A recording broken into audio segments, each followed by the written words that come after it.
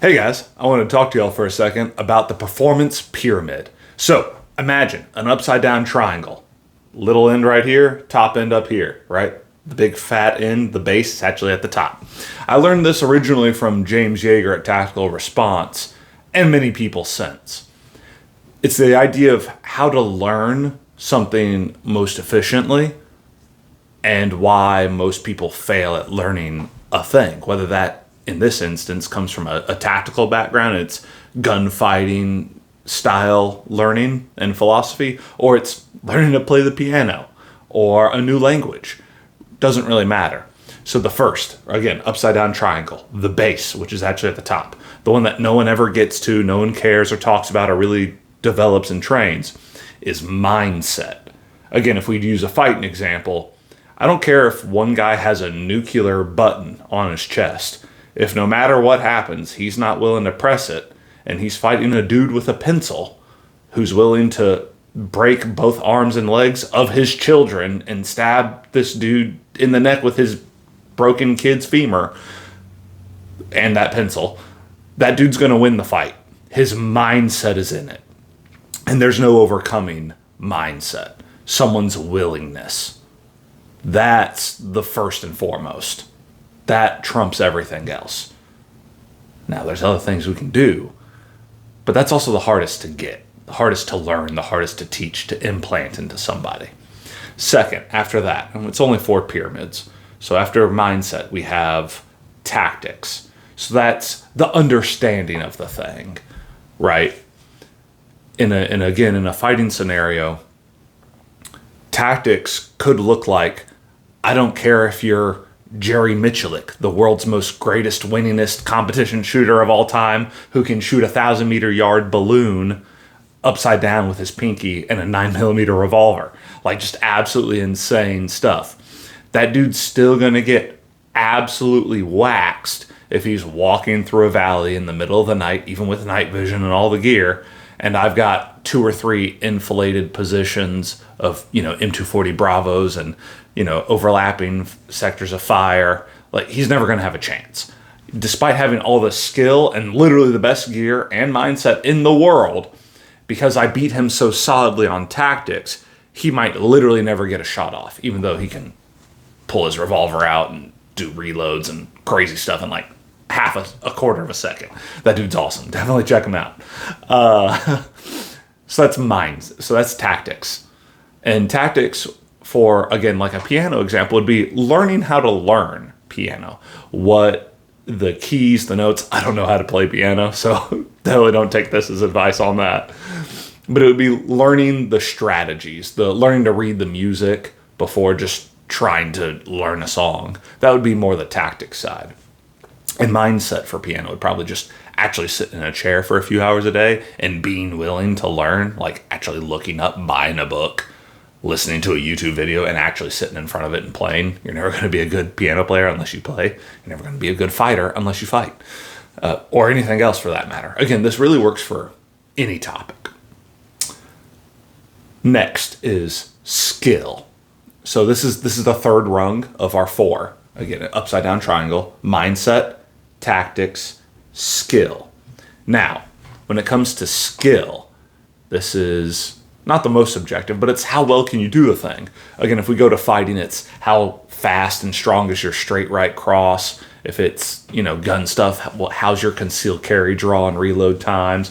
What does your weapon malfunction clears look like?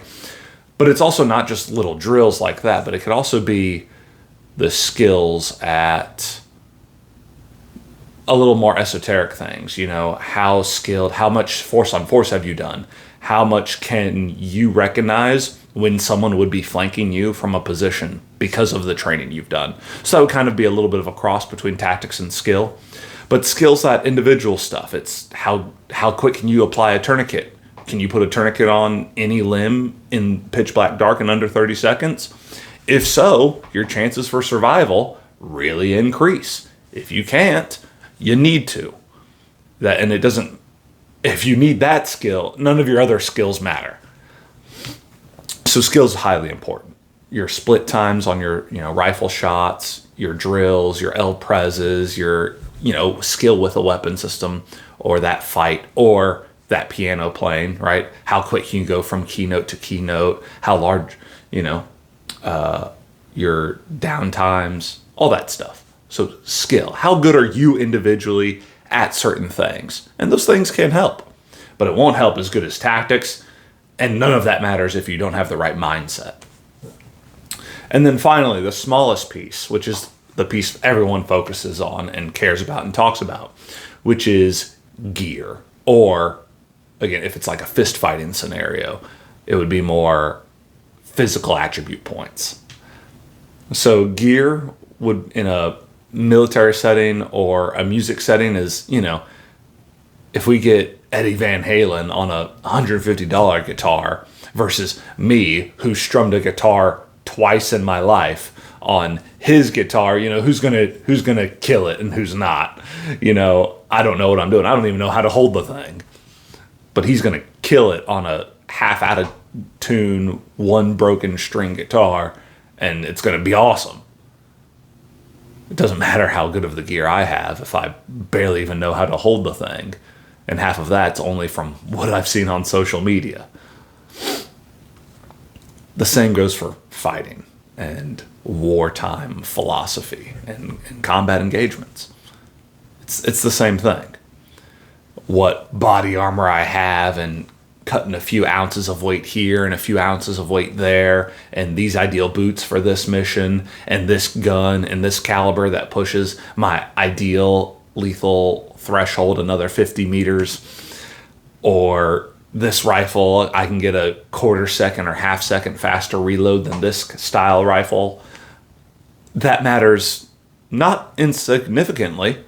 It matters a whole bunch if we start doing 3-gun competitions and USPSA, which again, if you're a warfighter or someone who would need to use lethal force, at least potentially, in the execution of your duties, you should.